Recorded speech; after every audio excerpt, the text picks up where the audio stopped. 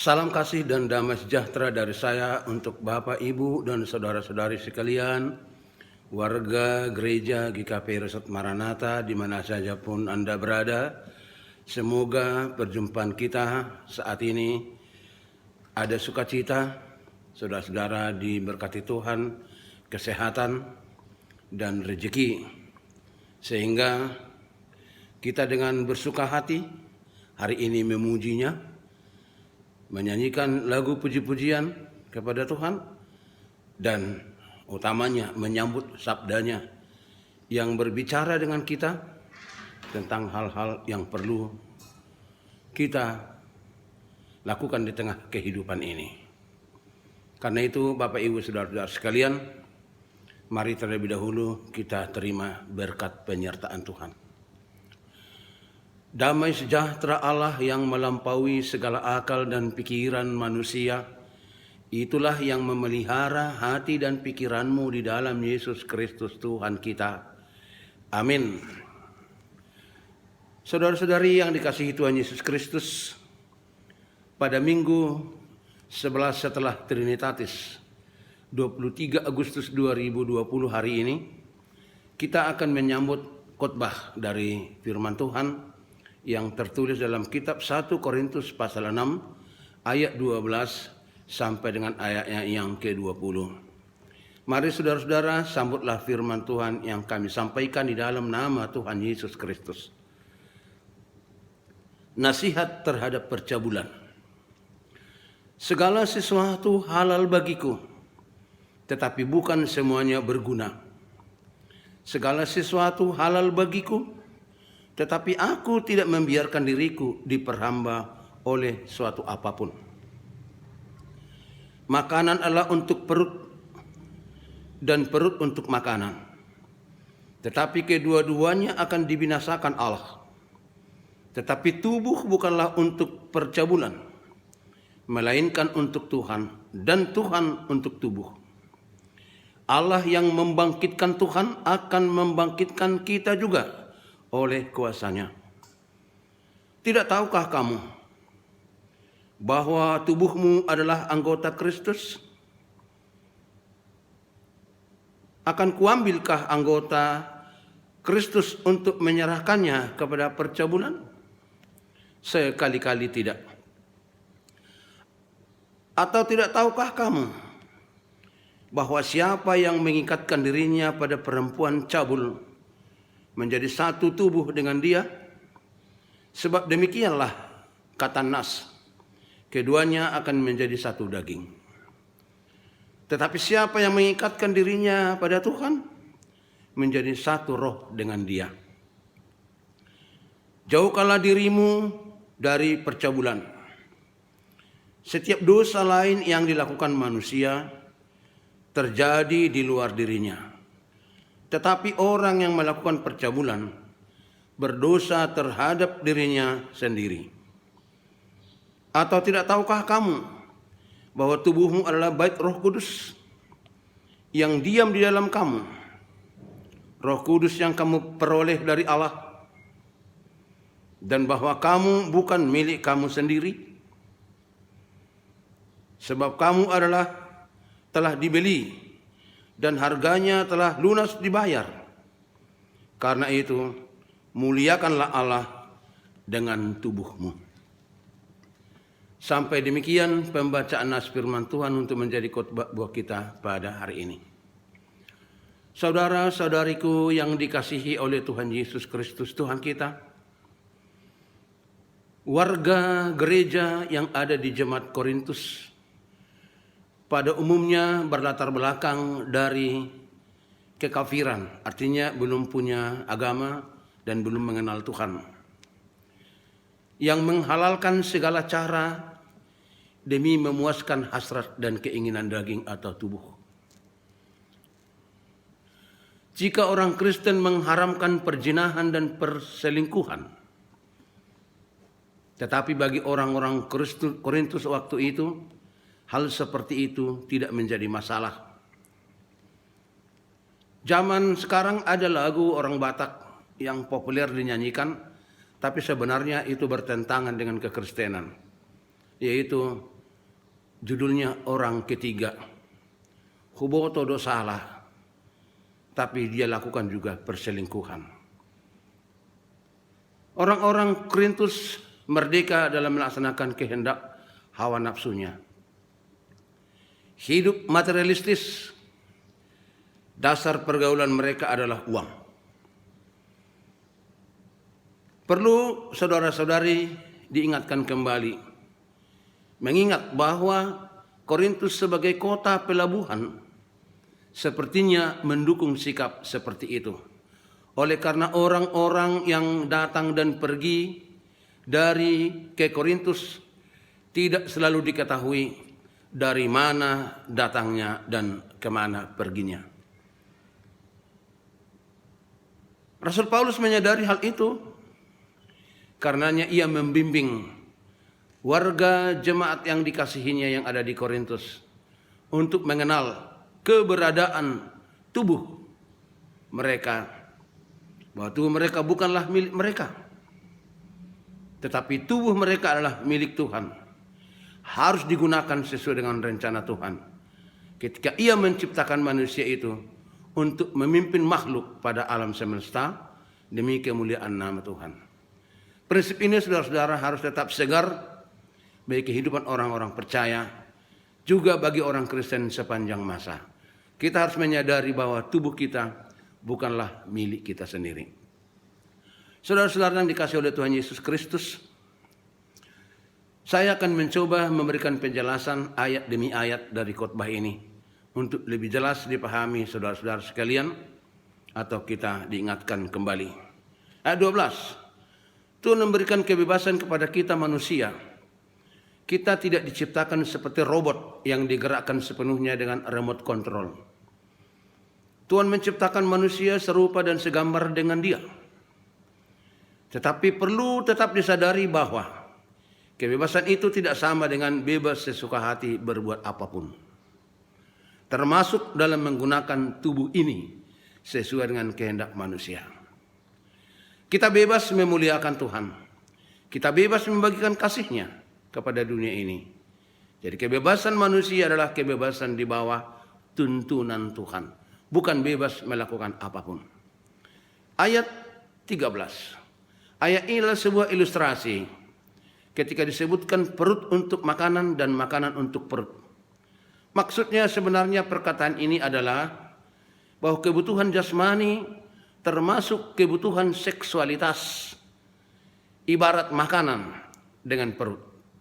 Sifatnya tidak tetap. Sebentar kenyang dan kemudian lapar lagi, demikianlah seterusnya. Seperti itulah ketika manusia membutuhkan kebutuhan seksualitas, sifatnya seperti makan, kenyang sebentar, sebentar lagi lapar. Itulah ilustrasi yang digambarkan di dalam ayat 13 ini. Maka perlu diketahui saudara-saudara bahwa tubuh itu jauh lebih penting, jauh lebih berharga dari makanan. Sebab semua kepribadian kita tercakup dalam tubuh kita. Tubuh kita perlu untuk Tuhan, yakni melaksanakan rencana dan kehendak-Nya. Itulah sebabnya kita tidak boleh menggunakan tubuh ini sesuka hati kita, karena tubuh kita telah ditebus Tuhan Yesus Kristus dengan kematian-Nya di kayu salib. Ayat 14. Allah yang membangkitkan Yesus dari kematian itulah jadi gambaran dari kebangkitan tubuh kita kelak. Tubuh ini telah menjadi milik Tuhan Yesus dengan penebusannya. Bahkan Roma 6 ayat 1 sampai 4 dikatakan di situ, ketika kita telah dibaptis dalam nama Yesus, berarti kita telah dihisapkan dalam hidup Yesus bersama dengan kematiannya, supaya bersama-sama juga di dalam kebangkitannya. Jadi tubuh kita telah menjadi milik Yesus setelah Dia menebusnya lewat pengorbanannya dalam kematiannya. Itulah nilai tubuh kita dalam pandangan Tuhan, sehingga kita harus menghargainya. Ayat 14, Allah yang membangkitkan Yesus itu dari kematian, itulah gambar daripada kebangkitan tubuh kita kelak. Tubuh telah menjadi milik Tuhan Yesus dengan penebusannya. Ayat 15, Jemaat disebut tubuh Kristus, karena itu tidak mungkin kita menyerahkan tubuh ini pada perzinahan dan perselingkuhan atau kepada kehidupan yang berajas pada hawa nafsu duniawi. Ayat 16-17, pandangan orang Kristen tentang perkawinan atau pernikahan. Perkawinan itu menjadi satu tubuh sesuai dengan rencana Allah yang mulia, supaya manusia melaksanakan perintah Tuhan, berkembang biak, bertambah banyak, dan memenuhi seluruh bumi. Saudara-saudara sekalian, tujuan perkataan ini adalah apabila kita bersatu dengan orang-orang yang melakukan percabulan atau perzinahan dan perselingkuhan, maka hidup kita juga akan ikut tercemar, bahkan mungkin kita akan berbuat juga seperti perbuatan mereka. Ayat 18, jauhkanlah dirimu dari percabulan, kata Paulus. Dengan penjelasan banyak hal yang membuat perzinahan dan perselingkuhan itu menjadi sesuatu yang membuat kita masuk ke dalam jurang dosa. Banyak hal yang membuat kita berdosa.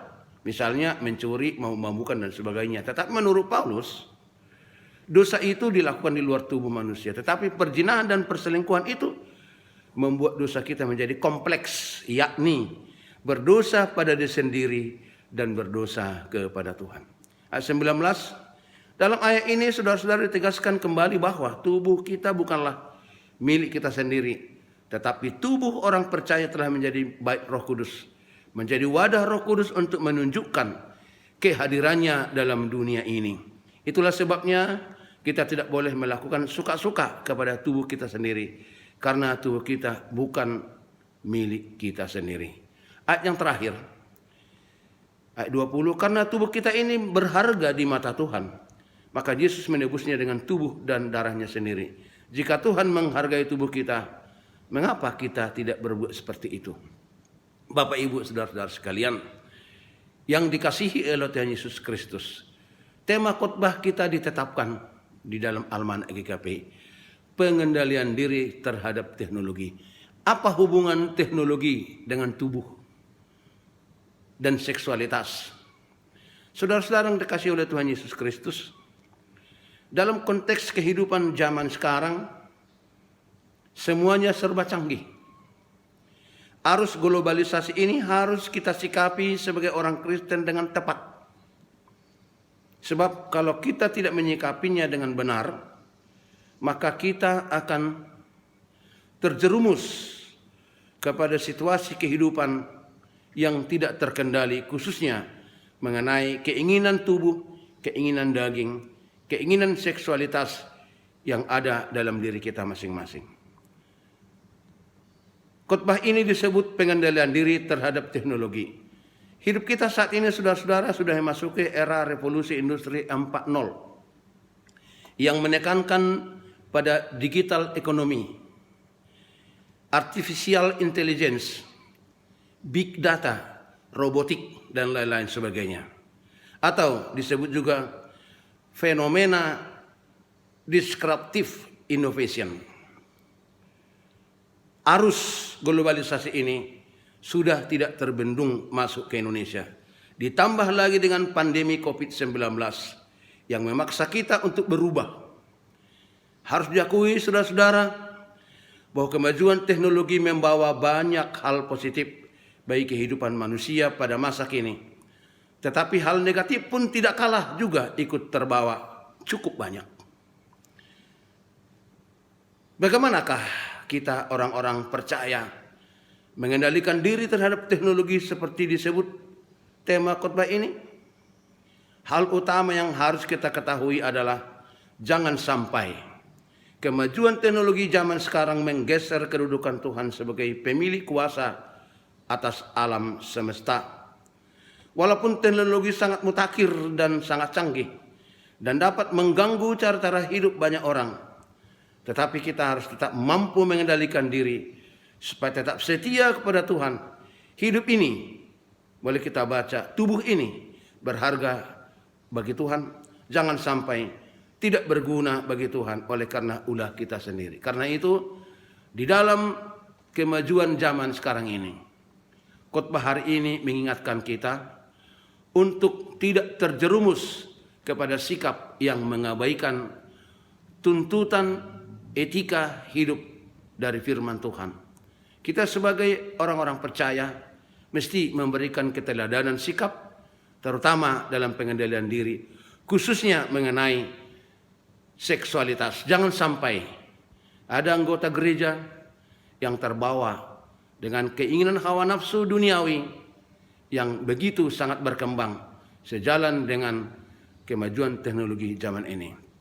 Semoga dengan pertolongan Roh Kudus kita diberi kemampuan untuk mengendalikan diri dari hal-hal yang bersifat negatif. Jangan sampai membuat nama Tuhan tercemar lewat perilaku kita sendiri. Tuhan memberkati saudara-saudara. Amin. Kami bersyukur Tuhan atas segala karunia-Mu yang telah memimpin hidup kami dari hari ke hari. Kami bersyukur Tuhan jikalau pada hari ini kami masih punya kesempatan mendengarkan firman Tuhan yang mengingatkan kami betapa berharganya tubuh kami, sehingga dengan kasih-Mu yang luar biasa telah menebusnya lewat kematian Yesus Kristus. Biarlah kami tetap menyadari itu Tuhan, supaya kami tidak menggunakan tubuh ini berbuat dengan sesuka hati, terutama menyalahgunakan kebutuhan seksualitas di tengah kehidupan kami. Jadikan kami Tuhan yang menghargai hukum dan aturan-Mu. Jadikanlah kami menjadi orang-orang yang taat pada hukum-Mu, menampilkan kehidupan yang suci, yang memberi keteladanan kepada semua orang, bahwa di mata Tuhan semua keteraturan dan yang baik ini adalah kesukaan-Mu. Ampuni kami Tuhan atas segala dosa kami. Perbaharuilah hidup kami, semangat kami untuk menunaikan tugas panggilan Tuhan di tengah kehidupan ini, supaya lewat kehidupan kami nama Tuhan semakin dipermuliakan. Dengarlah permohonan kami di dalam nama Yesus Kristus Tuhan kami. Amin.